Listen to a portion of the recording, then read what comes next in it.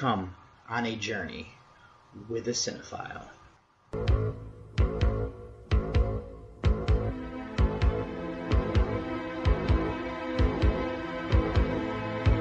Wake up, sucker. We're thieves and we're bad guys. That's exactly what we are.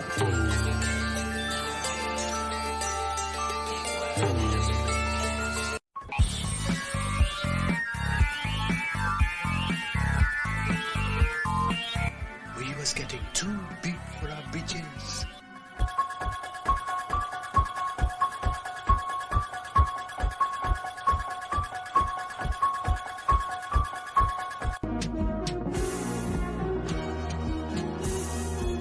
What an excellent day for an exorcism.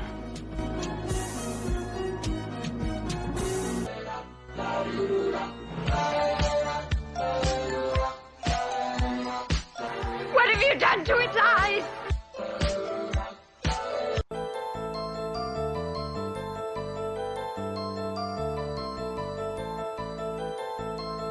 I said, I'm not gonna hurt you. I'm just gonna bash your brains in.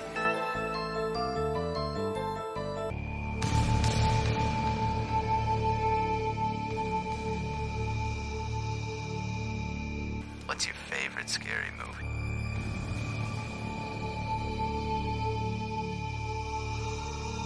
Pretty well, little brother. Pretty well.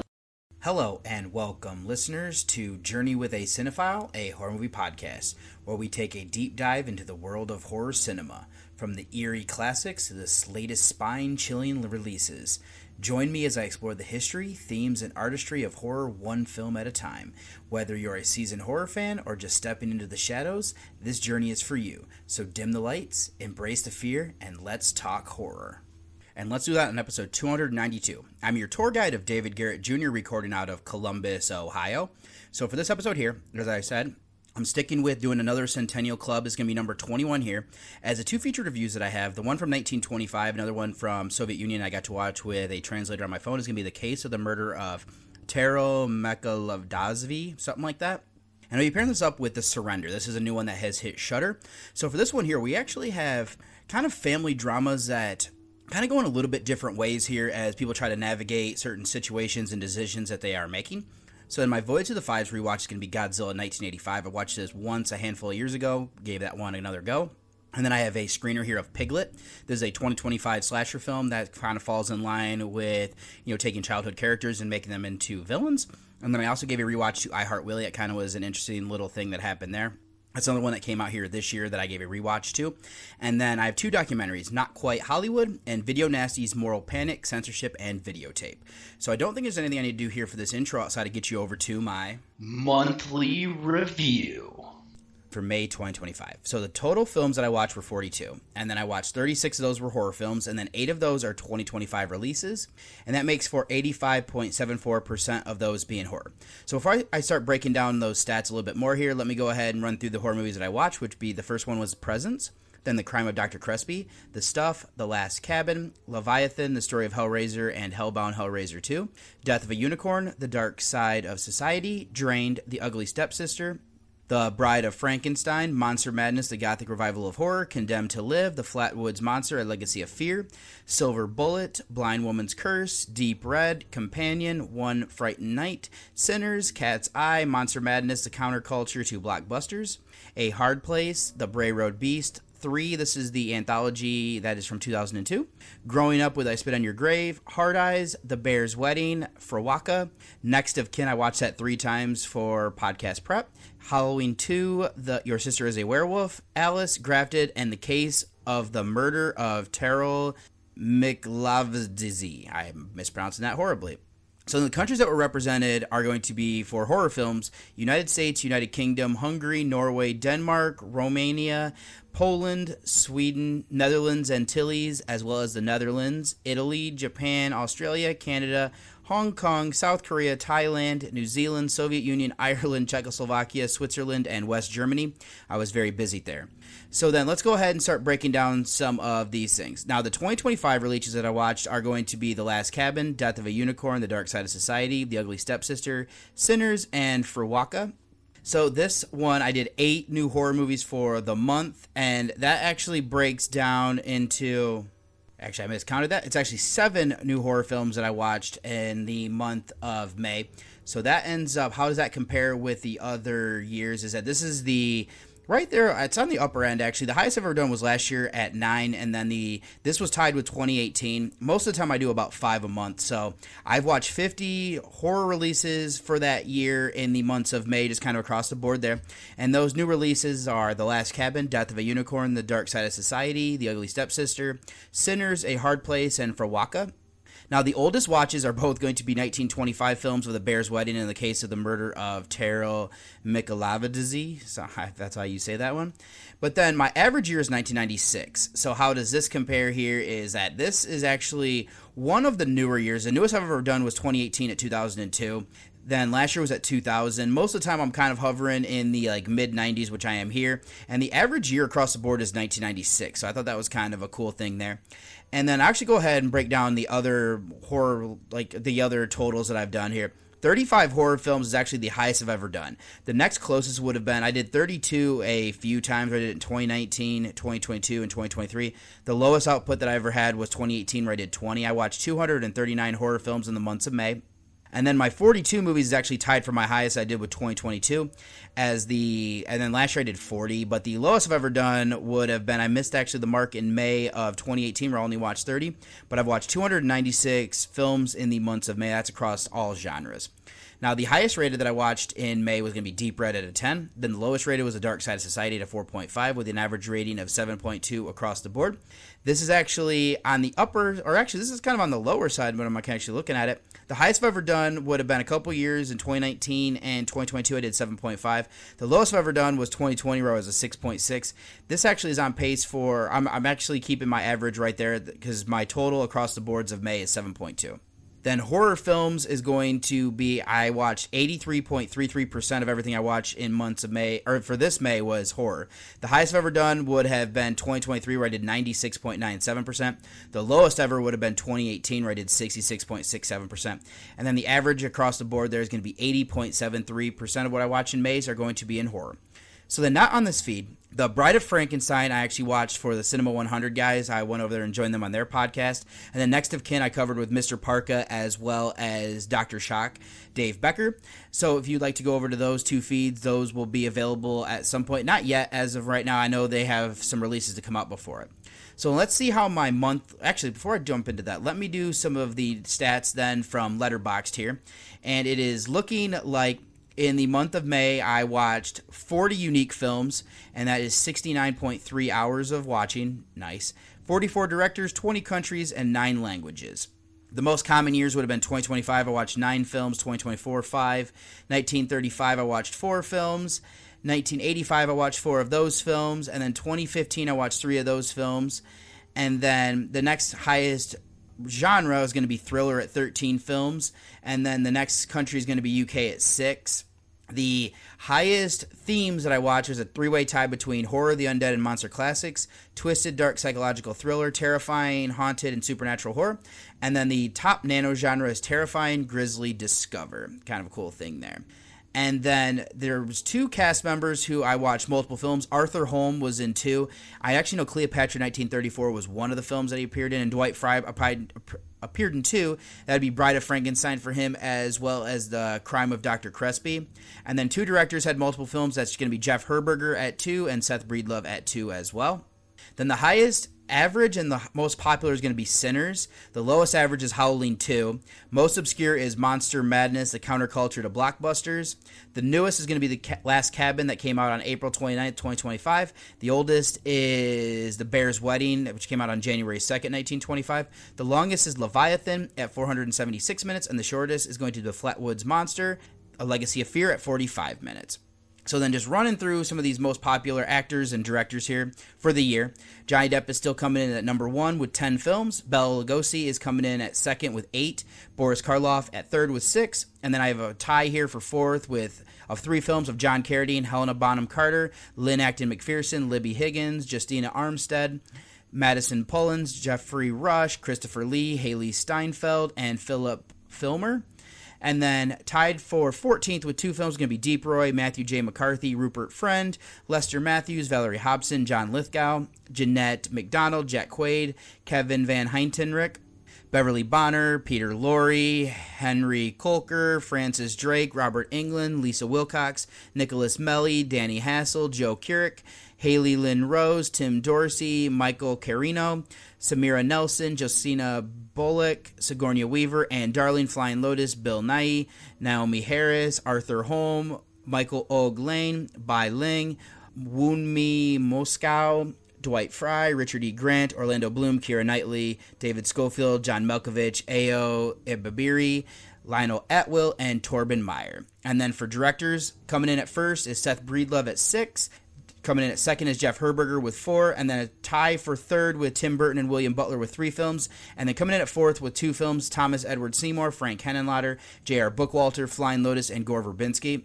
And the only thing that I missed here is that for my yearly totals, I'm actually going to go ahead and just do that now that I realize that I haven't even gone through it yet. So for 2025 watches, I'm at 36. I should be at 41.5 to stay on pace for 100. I do know that October with the film festival, if I end up going to that helps me out there. I end up doing a lot of prep for that near the end of the year, so I should be fine. Now for horror films to be at 365, I should be at 152. Dead on right now, 152. Then total films, I'm at 193. I should be at 208.5 if I would like to do the 500 for the year. I don't know if I'll catch up to that. October will be an interesting month, and the older my son gets, the more I should have some more time. So then average year, I'm at 1997. Normally, across the board, I'm usually at 1998, so bringing that down just slightly. And then my average rating, I'm at a 6.9. Nice. And 7.3 is what the average across everything I've watched since keeping track like this. So slightly bringing that down now. We'll see what happens there. And then percentage of horror, I'm at 78.76 for the year. And then for across the board of everything I watch is 79.44%. So I'm slightly bringing that down. Again, October, November, and December, I kind of start doing different theme shows and stuff like that. So that should actually help there. So I don't think there's anything else I need to do here then for this. So I will go ahead and say is thank you so much for listening, and I hope you enjoy coming on this journey with me. Let me go ahead and get you over to a quick break before I get over to those mini reviews. And I have a great offer here that I wanted to go ahead and extend to all you listeners out there for oldglory.com. This is a place where you can get over 300,000 items for music, sports, entertainment, and pop culture fans, featuring officially licensed merch from iconic bands and top sports teams. Discover your perfect fan gear and save with my exclusive discount. And that is going to be Cinephile 1. But here you get a 15% discount off of any product, and this is exclusive for something that I'm doing and for what has been offered to me. And I mean, this has things like artists here, Bob Marley, the Beatles, Grateful Dead, the Rolling Stones, Metallica, and more. We also have sports fans have stuff here for your favorite teams with official gear from the NBA, NFL, NHL, MLB, and NCAA, showcasing your team pride in style. And they even have some stuff here that celebrate, entertainment, TV shows, movies, lifestyle brands, and it means some quirky gifts to fan favorite apparel. There's something for everybody. With free standard shipping and same day order processing, Old Glory delivers fast and reliable service with every purchase. Whether shopping for yourself or looking for a perfect gift, Old Glory is your one-stop shop for iconic, high-quality merch that reflects your love for music and sports as well as like pop culture. And I mean, kind of just running ththrough some of this stuff. This is a family-owned superstore since 1969. They're known for their quality and customer service. You can get exclusive selection of graphic tees, hoodies, hats, and accessories. Represent your favorite sports team with official fan gear. Discover quirky gifts, like I was saying, and fun pop culture apparel. Perfect place to shop for, this type of stuff. And there's a vast selection of entertainment-themed products, including movies and TV shows if you're not necessarily into some of the other things. And enjoy reliable and fast service with Old Glory's commitment to customer satisfaction, the ultimate source for high-quality, licensed fan merchandise for all ages. Like I said, my promo code is going to be Cinephile1, all one word. So if you're kind of interested, go ahead and check out their website here in my show notes, as I'll have I actually have more details down there for you as well. Pod Nation TV has you beamed up with Out of This World award-winning podcast, found exclusively on Pod Nation TV. Download Pod Nation TV for Roku and Fire TV. Pod Nation TV, out of this world. And then for my first mini review here is going to be my Voyage to the Fives rewatch of Godzilla 1985. Now, the original title for Godzilla is Gojira.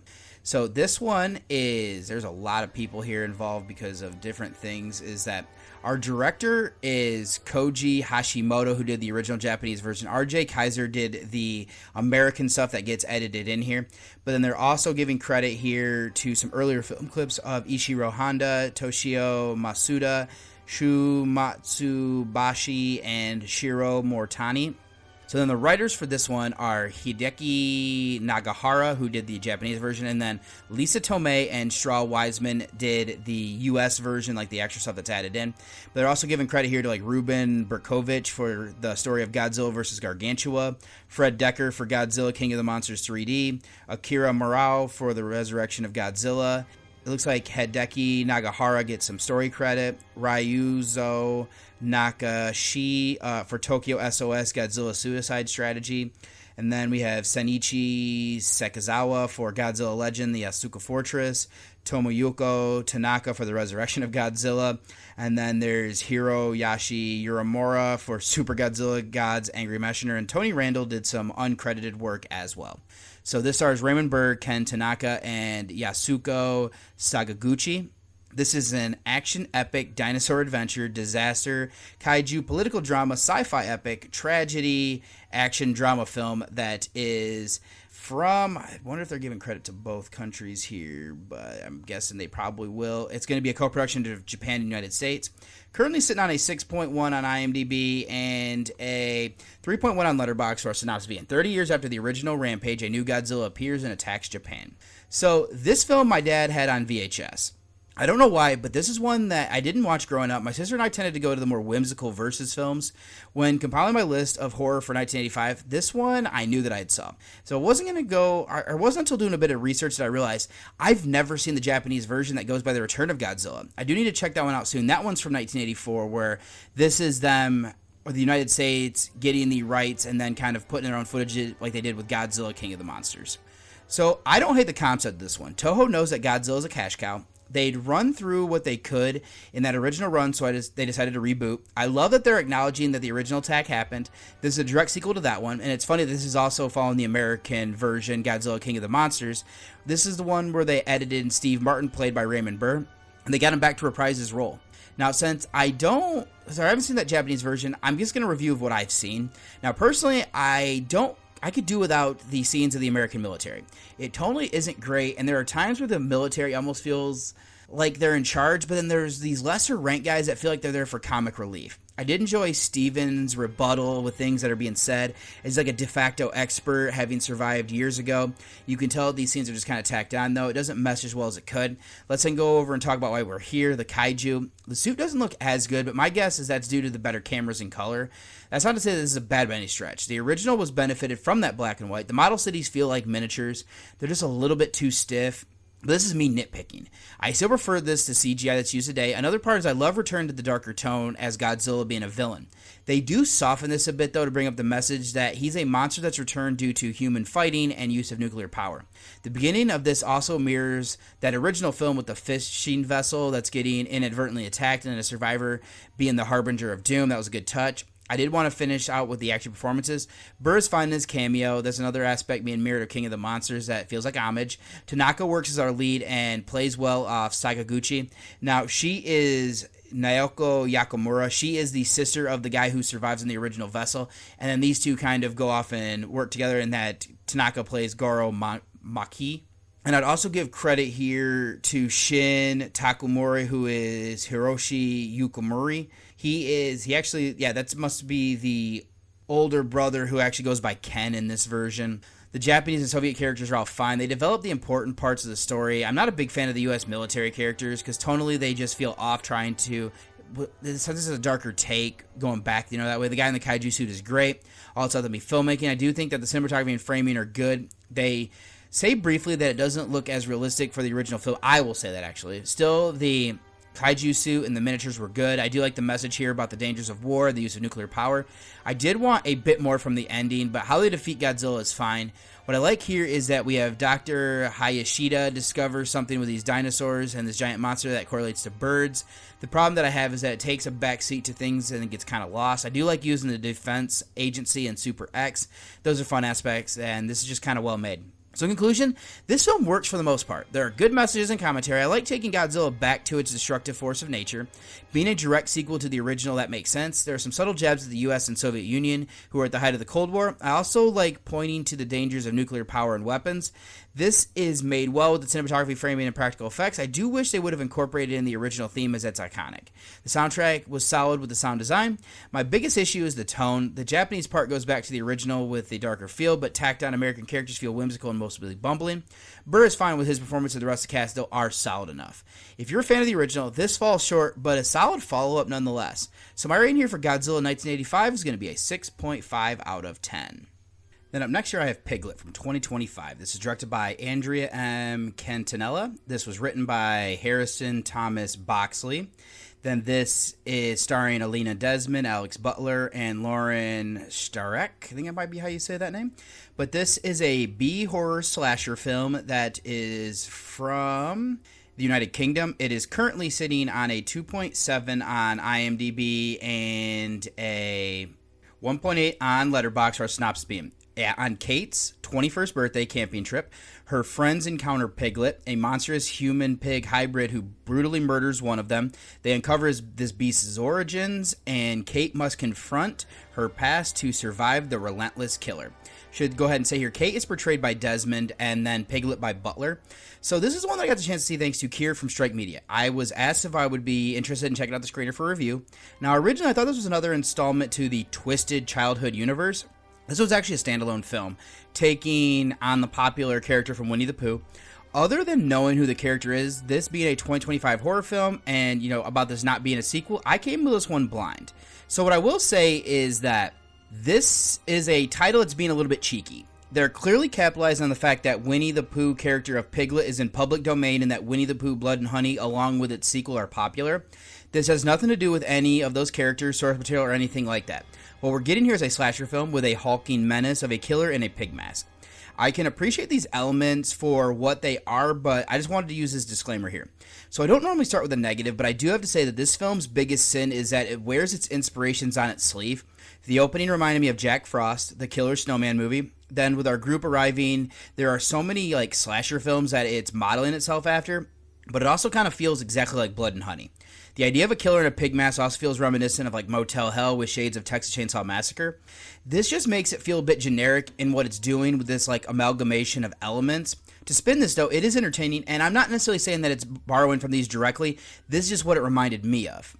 Then sticking with the positives, let's get back to that, filmmaking aspects.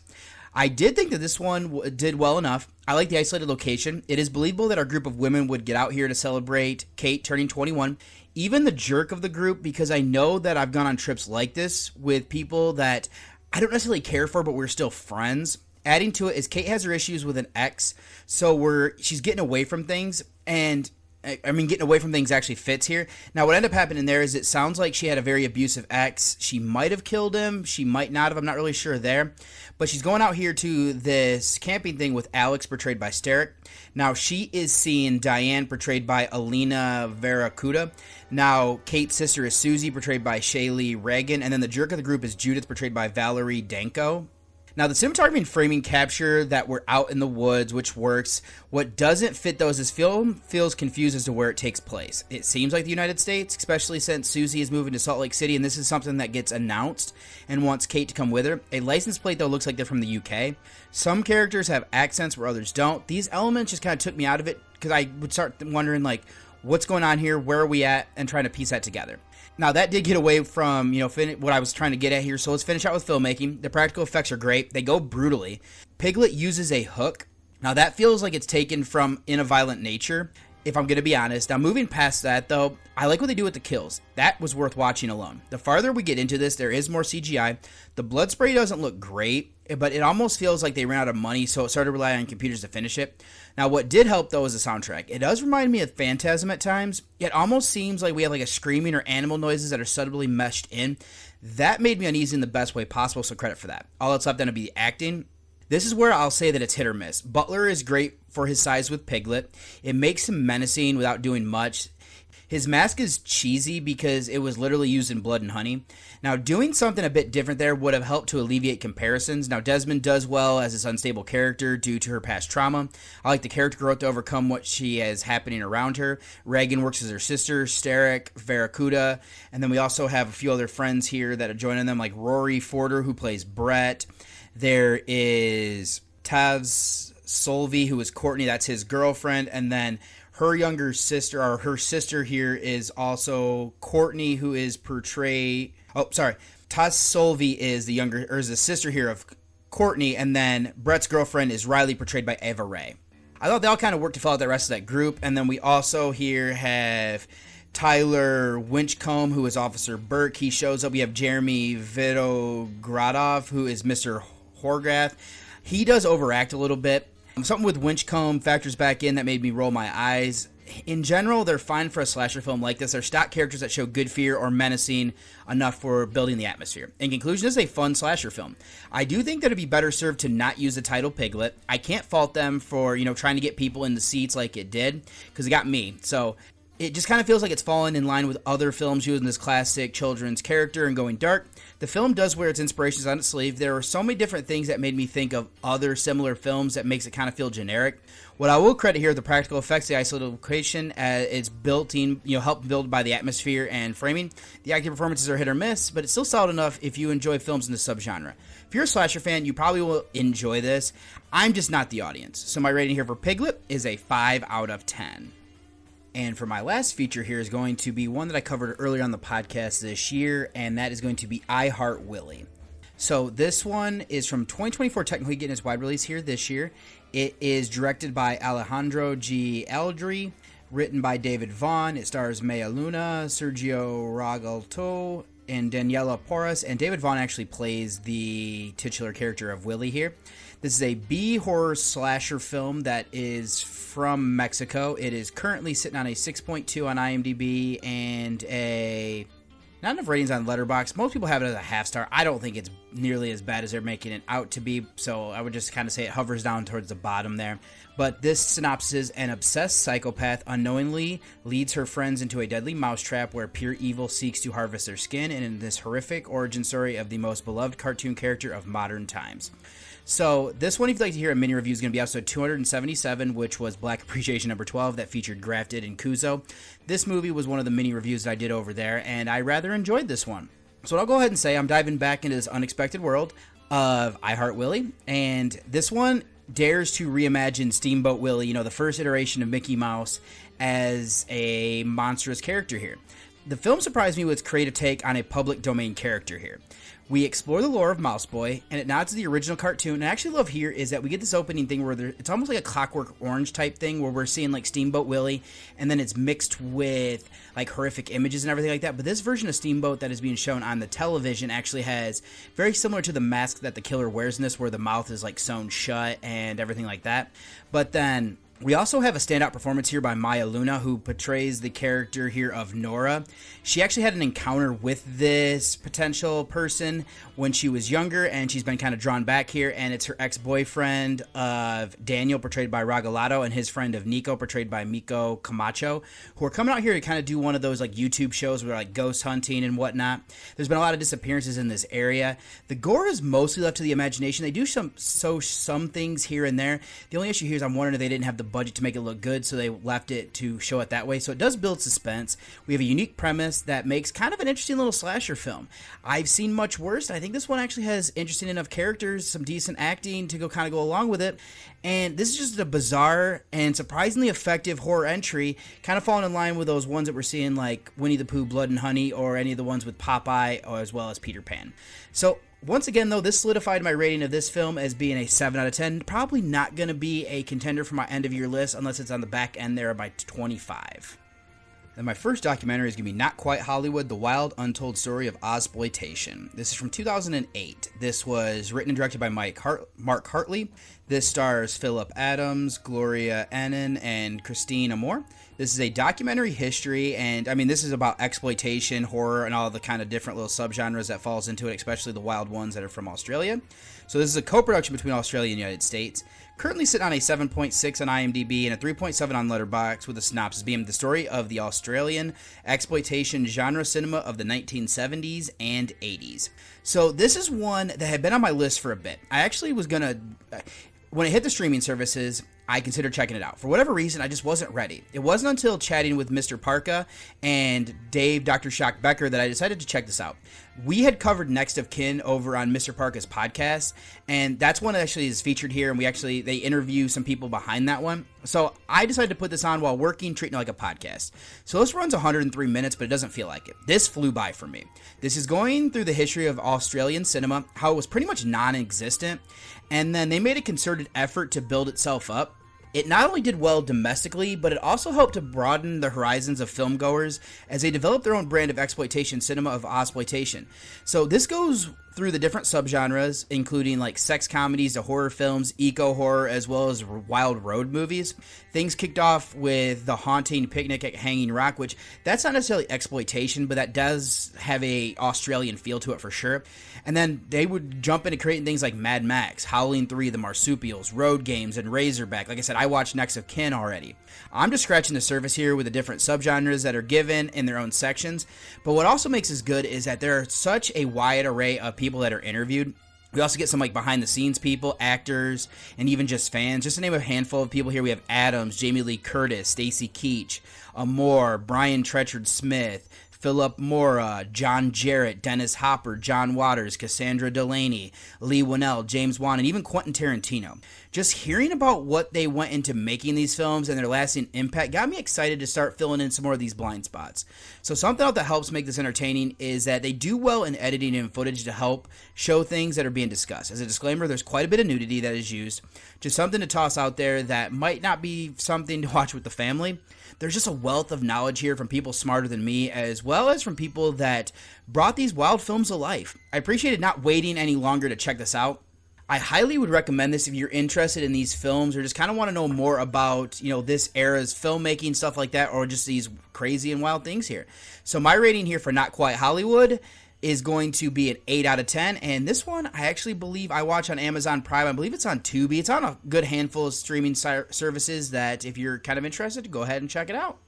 Then my last mini review here is going to be that second documentary that I got the chance to check out, and that is going to be Video Nasties, Moral Panic, Censorship, and Videotape. This is from 2010. This was directed by Jake West. It features the likes of Julian Petley, Mark Morris, and Andy Nyman. This is a documentary that is from the United Kingdom, currently sitting on a 7.7 on IMDb and a 3.6 on Letterboxd, with a synopsis being a documentary analyzing the fervor which so-called video nasties caused in Britain during the 1980s. So this has been one of the documentaries that's been on my list of ones that I wanted to check out for a while. I did pick this up on DVD during a sale a couple years ago. The problem, though, became in trying to find a way to work it in with just things I'm watching for the podcast and other shows and just things like that. So I ended up figuring out that I have a program on my computer where I could rip this into an MP4 and treat it like a podcast to watch it at work. So I still want to take the time to delve into all the special features, as there's 2 additional discs. I know one of them is literally just all the trailers, and that's kind of a cool thing. Now, something interesting here is that thanks to my good friend Duncan from the podcast Under the Stairs, I knew a lot of the information here. I've listened to most of his shows from the T-Puts Collective of Doing the Nasty, where they actually were covering the films from all 3 of these band lists from, the Video Nasties. The introduction pulls sound bites and this theme song from the documentary. That still didn't diminish my enjoyment. I was born in the 1980s, the late 80s, and in the United States, so when this was going on, I had no idea. So it's quite interesting to kind of hear from people who lived through it and everything like that. So this documentary does a good job at telling both sides. We are getting great film critics like Alan Jones, Kim Newman, who's looking great in this documentary, by the way, Julian Petley, and Stephen Thrower telling their side. What is interesting then is to go along with them is hearing from like British filmmakers like Christopher Smith and Neil Marshall. Then on the other side, we hear from people who were in favor of the ban, like Graham Bright, who introduced the Video Recordings Act 1984. The best documentaries try not to be completely biased, so I do give credit here. I also think this is well made. There's a funny part in the beginning where they talk about how they would seek out these films. They would, talk about how when a gory part or some nudity was coming up, the quality would dip. Having grown up with VHS tapes, I do remember this. But what's fun about this documentary is that quality will dip when they start saying it to mimic what they're talking about. So this also does well in editing and footage to show things that they're talking about. I'm glad that I finally sought this out. This definitely gives an interesting introduction to the period of British history and this list of wild films, which have been added for a variety of reasons, and I've seen a good handful of them at this point in my life as well. So my rating here for Video Nasties, Moral Panic, Censorship, and Videotape, I gave the highest rating I give to documentaries as an 8 out of 10. So that's all I have here then for mini reviews. Let me go ahead and get you over to the trailer of my first featured review.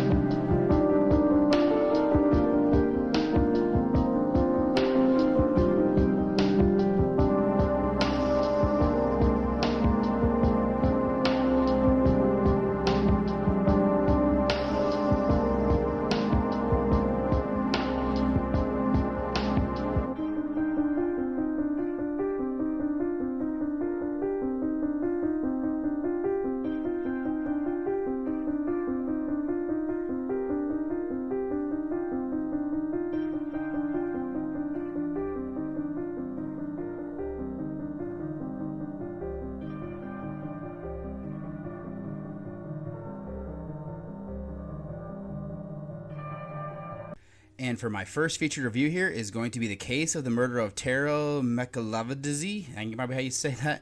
But the original title is Tariel Mklavadze Mklavadze. Maybe that's how you say that. If I don't, I mispronounce that. I do apologize. But this is from 1925. The director is Ivan Parastani. This is written by Selva Dani. And then the novel was written by Egnet Nevoshvili. And that is the novel of Hero of Our Time. So this is a crime, drama, horror, romance film.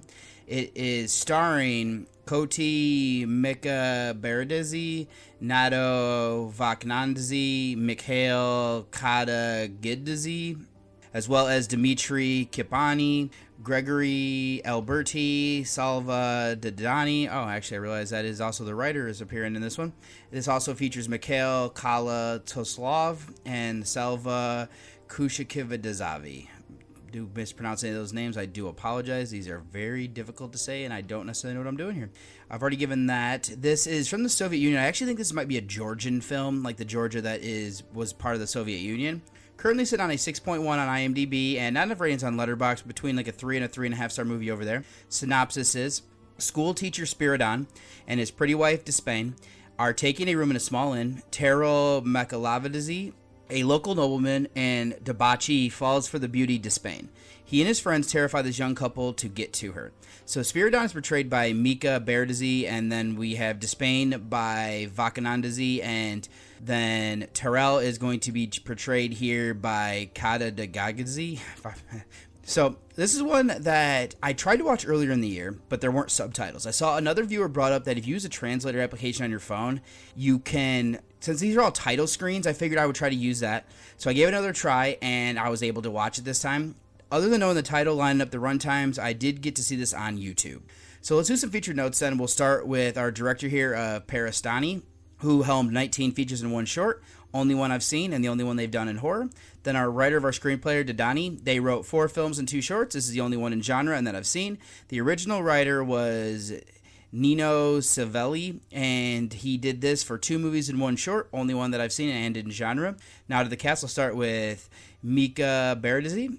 He was in 6 motion pictures, first I've seen, only one in horror. Next up is going to be Vakanandze. She was in 23 works in 1 short, much like the others, first that I've seen, only one in horror. And then the last one here is Kadadagadze. This is their only credit just in general for film. So this one, though, takes place in a courtroom. We start by seeing like a shelf of files, and there's like spider webs and stuff. It looks like it's very just kind of old and people don't go down here a lot, but then a hand pulls out one and it matches the title of the film. We will learn that Spiridon is on trial. We see the witnesses for the protection and the defense. They're giving the character of Tariel, giving their rendition of the events, and Spiridon then takes a stand to tell what happened. We go into the past to see a boy who I'm now starting to think is Spiridon. He gets into trouble for killing a fly and not listening. He is taught to read by a neighbor, though. This makes his father proud of him. He then goes into being a school teacher and ends up in a small village. It is here that he gets a side job of tutoring Despain. Now, she has a crush on him and is sad to learn that he's going to be leaving for another position in like another village. The two are then married as he feels for her as well. Now, in the city, this is where they encounter Tariel. He is a ruffian who, like the synopsis says, is a local nobleman. He sees Despain and approaches her. He doesn't care that she's married. Spiridon kind of ignores it. I get the fact that he doesn't like confrontation, so he's kind of just, if he just kind of lets this thing play out, he's hoping it'll just kind of end. That is until Tariel and his friends break into their room at night in this inn. This bothers Despain deeply, and her husband is also attacked by Tariel. There is only so much that a person can put up with before they fight back. So that's really my recap on the characters. Where I want to start is that this is an interesting early film. It is one of the first courtroom dramas that I've heard of. The title gives away what happens, as does the opening scene where the file is taken down. But this is an interesting plot device. The only issue that I have with it is that we already know something bad is going to happen to Tariel. It just is a matter of how we see where it ends up. That's what I'll say here, though, is that this is more about developing our 3 leads, making this a character study. Let's then discuss the acting performances. Being that this is a silent film, you'd expect them to be over the top. Interestingly enough, this is more grounded and natural. I do appreciate that. Now, Mklavadze, when we're seeing him in the past, seems like a nice guy. He wants to help Despain when she was his pupil, and then we see Tariel eyeing his wife. He ignores it. I could see myself doing the same, not just wanting confrontation just for the sake of it. Also, Tariel's a nobleman, so more than likely nothing bad is going to happen if he does fight back. Now, Vakanandze works as a timid woman. I love developing that she is from the country and is sheltered until Spiridon comes to her village. She also shows so much stress after the attack that she is haunted by Tariel and like him breaking into her room. Kadadagadze is good as our villains, being that he's important to this town. He's used to doing whatever he wants. They refer to him as a ruffian. Other than that, the rest of the cast kind of push the characters to where they end up. Now, I did want to address if this was a horror film or not. If this came out today, no. It would be a courtroom drama. What I will say is that being in court is terrifying. At least I thought it was. You could be there for the littlest thing, and with how official it is, it made me uncomfortable. Now, you have Spiridon on trial for killing Tariel. He's a nobleman with a bad reputation. You don't know what way they're going to go. So that's good to build tension. Where this goes was annoying, but I will say I respect that it allows the viewer to kind of determine what they think. And looking at what the title of the novel is, it makes me wonder if it kind of falls in line with that as well. And I mean, it also kind of signifies where they were falling on things. Now, all that I have left would be to discuss filmmaking. The print that I watched wasn't in the greatest shape. I mean, this is 100 years plus, so I mean, there is that. My guess is that it wasn't preserved as well as others. Cinematography doesn't do anything that makes it stand out. I thought they framed the shots were good. That includes whether this was a courtroom or the shots in the town village. There isn't much in the way of effects except when Despine is haunted by Tariel. One of the posters that I saw for this film, which caught my attention, is actually one of these scenes. There's another one where he has like sparks coming from his eyes. Those worked as it was needed to help add like a little bit of eeriness and really kind of signify that she is being haunted by this man. There isn't a soundtrack synced up with the copy that I watched, so I can't give credit to anything there. So there isn't much more to say here, so in conclusion, this isn't necessarily a horror film. What I will say, though, is it's a terrifying situation to be in. This is a fairly made film from this era. They don't do much with the cinematography or framing. I do think it's limited by the technology of the era. I did like the effects they do to make Tariel look like this haunting figure in Despain's dreams. The acting was good from our trio of stars. It is a character study of the two males, with Despain being this catalyst. Not one that I can recommend, though, if you want entertainment, unless you're exploring the history of the genre like I am. It helps if you can read Russian, as the pacing was thrown off a bit because I had to continuously pause it to, take a little screen grab of what I was seeing, everything to get it translated. Not something I'm going to hold against the film, though, because this is just limitations of what I'm working with and not being able to translate something. But I enjoyed this well enough. So my rating here then for the case of the murder of Tariel Mklavadze, I'm going to go ahead and give a 6 out of 10 to. I'm also not going to do a spoiler section. As you can tell, I'm really kind of limited on what I could take from this. I do think that there's some interesting images here. We're getting a little bit of elements of montages and stuff that I do know early Soviet filmmakers were, doing. We don't get as much of that, but there's just little things here and there with it. So what I'm going to go ahead and do, though, is get you over to the trailer of my second featured review. I should have come back sooner. Yeah, you should have. How's it going? It's the same. I honestly don't know how much longer we can keep this up. Have you been smoking? Have you been drinking?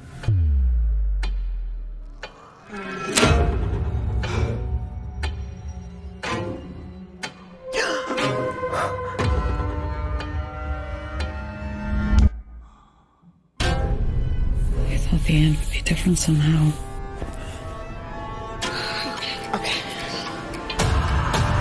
We need to gather all his precious objects. They sent me a list. Things we have to prepare before his arrival. Who is coming over? The man Deb recommended. Recommended for what?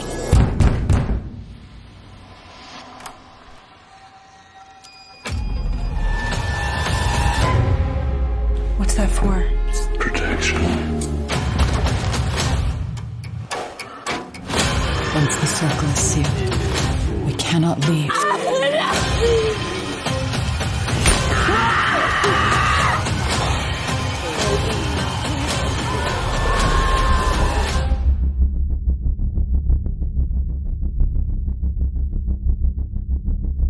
And for my second featured review is going to be The Surrender from 2025, written and directed by Julia Max. This stars Kate Burton, Colby Menifee, and Neil Sandilands. I think it might be how you say that last name there. And this is also featuring the likes of Vaughn Armstrong, Riley Rose Critchlow, Mia Ellis, Leanne Fuller, Lola Prince Kelly, Richard B. Larimore, Hal Perry, Pete Poslek, Elena Pollock, Bill Pryor, Sophia Segal, Judith Foster Thompson, Hewler, and making sure I didn't miss it, and Chelsea Alden. If I didn't say that name, I don't think I did. So this is a psychological, supernatural drama horror thriller film that is a co-production of Canada and the United States. Currently sitting on a 5.4 on IMDb and a 3.0 on Letterboxd or Synopsis. A fraught mother-daughter relationship is put to a terrifying test when the family patriarch dies, and the grieving mother hires a mysterious stranger to bring her husband back from the dead. So this is a film that I saw popped up on Shudder, and it went on a list of ones to check out. It seemed that this could be a folk horror movie, which I'm a fan of. This subgenre tends to work as long as whatever is made is just, solid enough. So I wasn't able to get to the theater once again for a 2025 release, so I decided to make this a featured review, as you can tell. And let's start with our featured notes here. Our director is Max, and this is their feature film debut. They have 2 shorts ahead of this, and then the same credits as a writer, as Max also did the writing here. Moving on to the cast, start with Burton. She's been in 59 features and 5 shorts. I've seen her in 7. Not Horror would be 127 Hours, Big Trouble in Little China, and Unfaithful. She's also been in 3 horror films. I've seen this and The Diary of Ellen Rimbauer. She was also in the Martyrs remake, which I have been avoiding. Then our co-star here of Cinephile has been in 15 movies and 7 shorts. Now, I know her from Fear the Walking Dead, where she was a pretty solid villain there. But this is her first film that I've seen. She has 2 in genre with this and The Super from 2017. Then I'll look at Sandilands, who was in 17 films and 1 short. First of his that I've seen, now he was in Kingdom of the Planet of the Apes, which I do want to see, I just didn't get around to see it in the theater. Has 3 in genre, with the other 2 being Slay and The Drone, which are both on my list. Then last is going to be Armstrong here. He's been in 17 motion pictures. I've seen 3. Not in horror would be The Net, which was a childhood favorite thriller of mine that starred Sandra Bullock. Has 4 in genre. I've seen Coma and now this. The 2 that I haven't are High Desert Kill and I Married a Monster, which I don't think I've heard of that second one there. But then for this movie here, we set the stage here in an interesting way. We see blood on what looks like a desert ground. It is dark surrounding what we're seeing. It is framed in a way where we're looking downwards. We then see that there's a creature feasting on a body. It then shifts to a house that belongs to Robert, portrayed by Armstrong, and his wife Barbara, portrayed by Burton. Now, staying with them is Megan, who's portrayed by Cinephile, and that's their daughter. As the synopsis states, these 2 have a strained relationship, and that would be Megan and Barbara. Now, Robert is dying from cancer. Megan is here to help with his care. The 2 women don't see necessarily eye to eye, though, with his treatments. A point of contention is that Robert agreed to fund a scholarship for Megan if they couldn't get a grant. Now, Barbara disagrees with doing this. With the state that he's in, Megan really needs her to facilitate it. She does give her mother the night off, but this creates issues. She gave Robert morphine earlier than was scheduled because he was, crying out. And we saw earlier that there was a home health nurse person that said that the reason he's calling out is because he's not getting enough of his medication. But then Barbara ends up coming home and gave him another dose at the scheduled time. This leads to what happens in the synopsis as well. Now, things point out here that Megan sees her father to help her make decisions. Like, she will use this as like her conscience or like as a way to kind of bounce ideas off something. Now, she knows he's not there. We know he's not there because he'll disappear afterwards and everything. But this is similar to how people will talk to themselves and like work through things. Barbara has turned to pagan ideas as well and believes that she knows of a way to bring Robert back. This includes the aid of a mysterious man portrayed by Sandilands. This ritual requires complete buy-in. It can't be stopped once it's started, and it will strain these 2 women's relationship even more. Plus, it could be their downfall as well.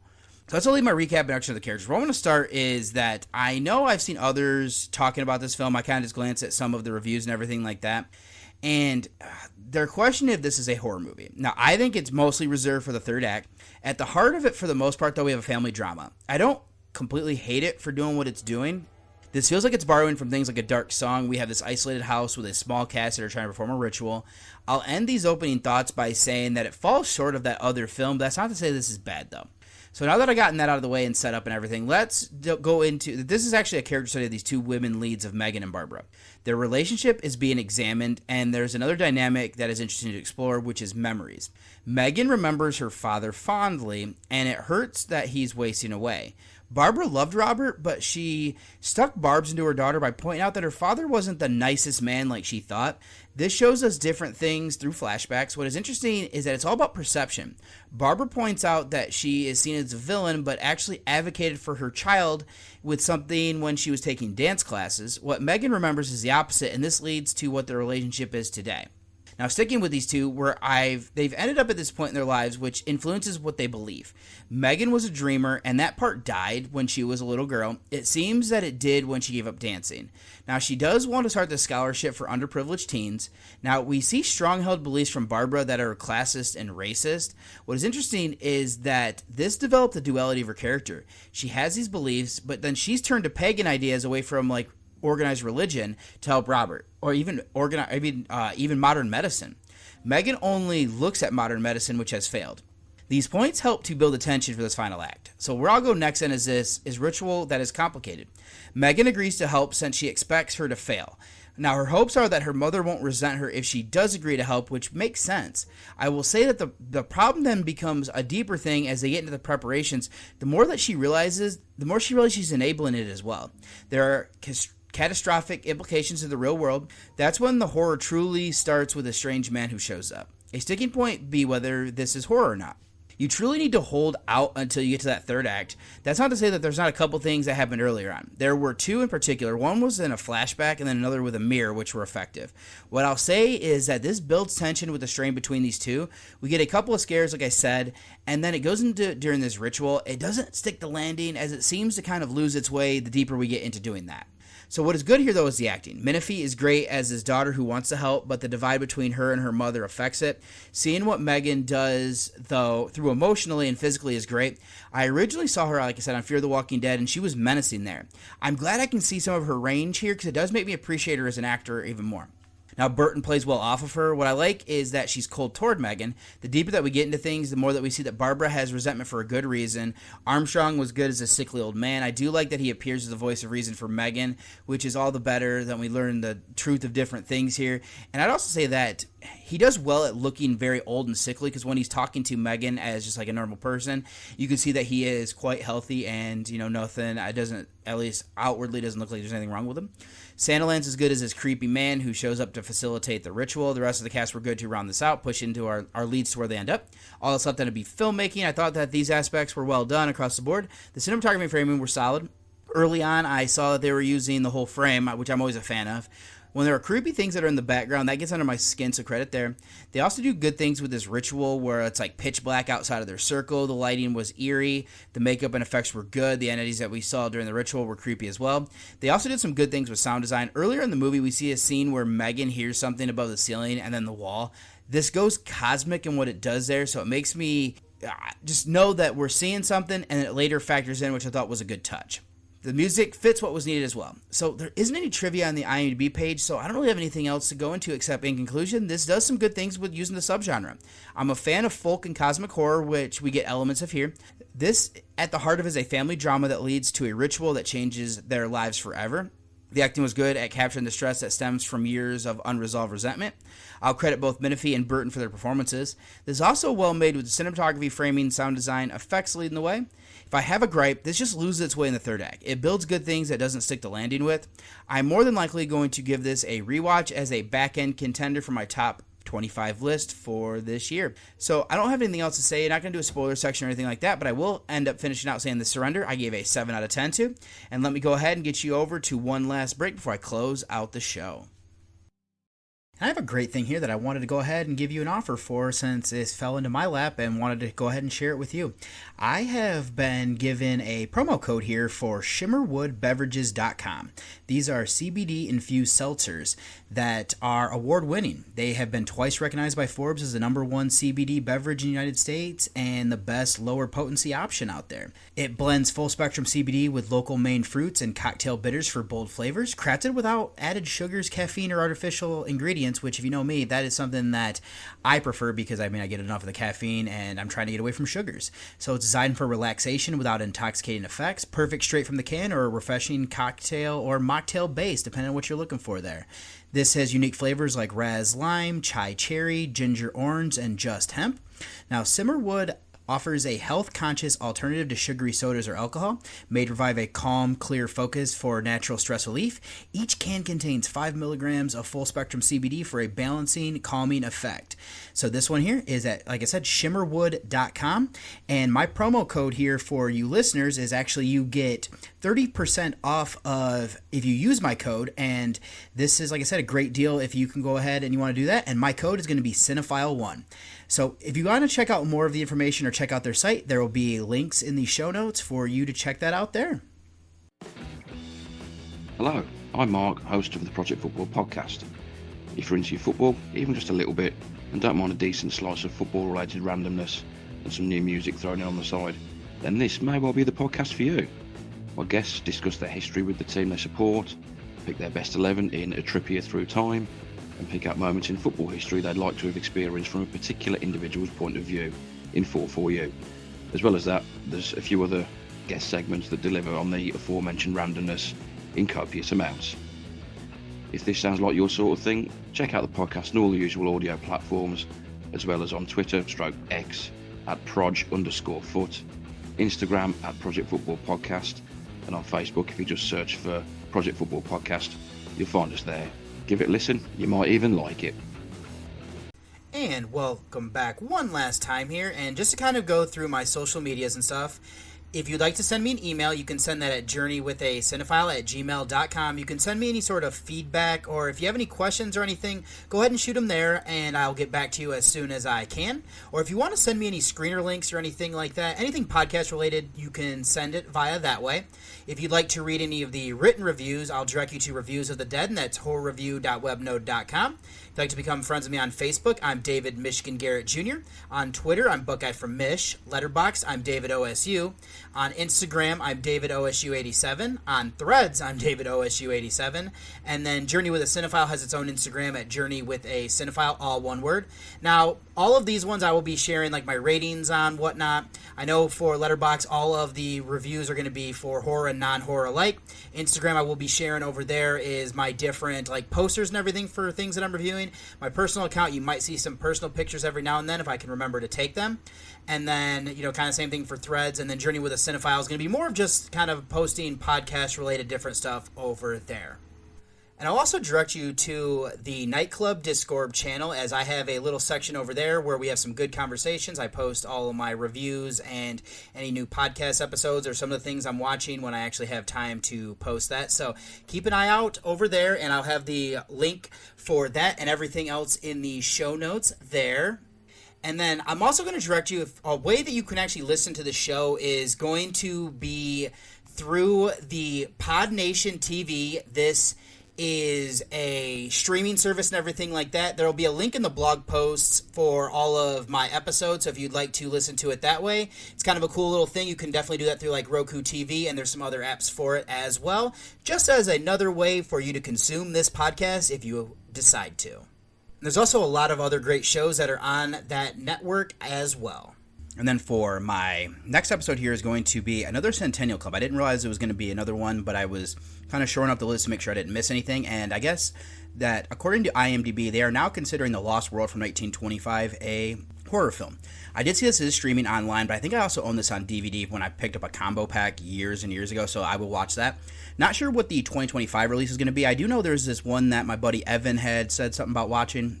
As long as nothing else comes out to VOD that was kind of higher up on my list, I will end up checking that one out. It looks like it might be like a folk horror or maybe a supernatural one, something along those lines. I have to look more into it a little bit, but the poster looked interesting on Shudder. And then I will have a rewatch here for my Voyage to the Fives of the Bride. I watched this once a handful of years ago and want to kind of give that one another go. I need to double check with Jamie to see if she wants to watch The Monkey, but that's the next 2025 film to rewatch, and then I'll have, more mini reviews for you as well on top of that. So I don't think there's anything else I need to say here in this outro except that wraps up this episode of Journey with a Cinephile, a horror movie podcast. Thank you for joining me on this exploration of horror cinema. If you enjoyed the show, be sure to subscribe, leave a review, and follow along for more deep dives into the macabre. Until next time, keep watching horror, and remember, fear is just a frame away. It had been a wonderful evening, and what I needed now to give it the perfect ending